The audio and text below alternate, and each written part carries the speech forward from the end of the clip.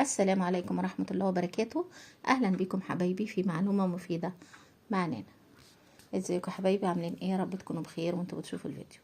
النهاردة حبايبي هقول لكم طريقة عمل السبح. الناس اللي غاوية الخرز اللي هو مشهور، بتاع اللي بيعملوا منه سبح، بيعملوا منه غوايش للأطفال، بيعملوا منه سلاسل عقد.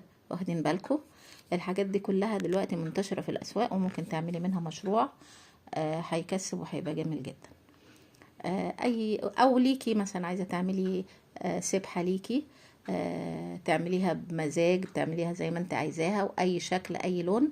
ممكن تشتري الخرز ده من عند العقاد اللي فاتح مخصوص للخرز، وتجيبي تعملي اي حاجه. ممكن غوشه لبنتك، لاي حاجه. خلاص، انا دلوقتي عملت السبح، بس هقول لكم الاساسيات بتاعه السبحه تعمليها ازاي علشان ما اطولش الفيديو. طبعا لازم تشتري الفواصل دي، لازم تشتري الشرشوبة دي. لو انت مش عايزة الشرشوبة دي يبقى قدامك الفتل دي. تمام؟ اهي الفتل دي بتتعمل شرشوبة وتحطيها، تشتري دي معاها. تمام؟ يعني الشرشوبة دي لو مش عايزاها، الفتل مع دي، بس دي مش هتتحط. لو دي هتتحط يبقى قبلها فاصل من ده. تمام؟ طبعا السبحة معروفة. هتتعمل 11 مثلا حباية. انا عملت 2. بصوا، دي 33. عملت مثلا 33 خرزة، وبينهم فاصل. واخدين بالكم؟ وهنا برضو بعد 33 لازم فاصل تاني من الناحية دي.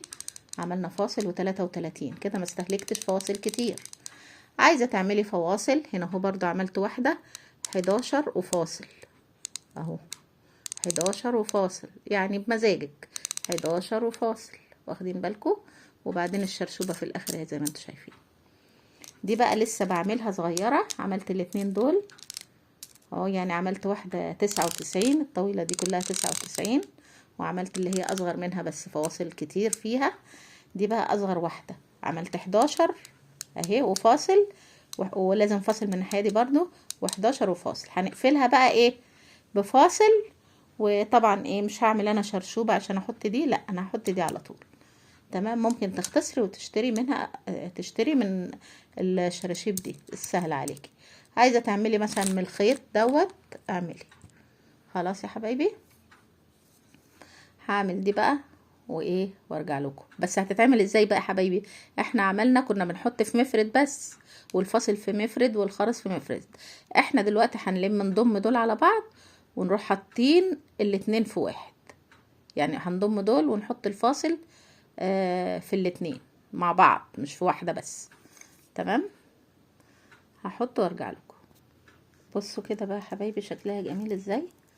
بصوا شكلها جميل جدا، وصغيرة ودمها خفيف. لو عايزين تاخدوها معاكم وانتوا ماشيين، بدل ما تاخدوا مثلا الطويلة دي، تعملي واحدة صغننة اهي.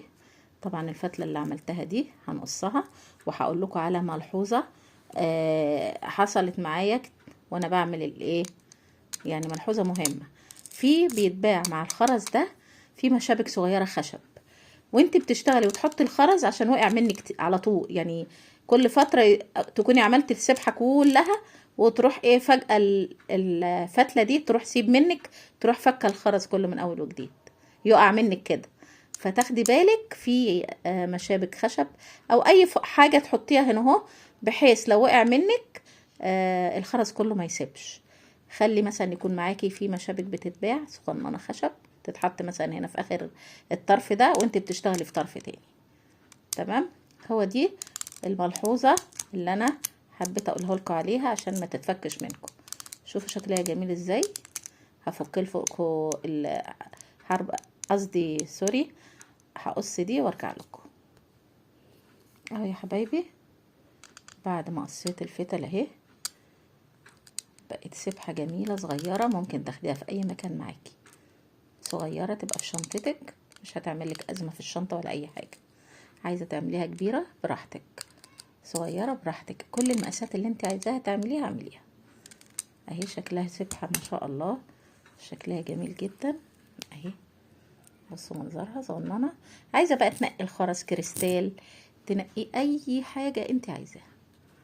تمام. اتمنى يكون افدتكم، والسلام عليكم ورحمة الله وبركاته.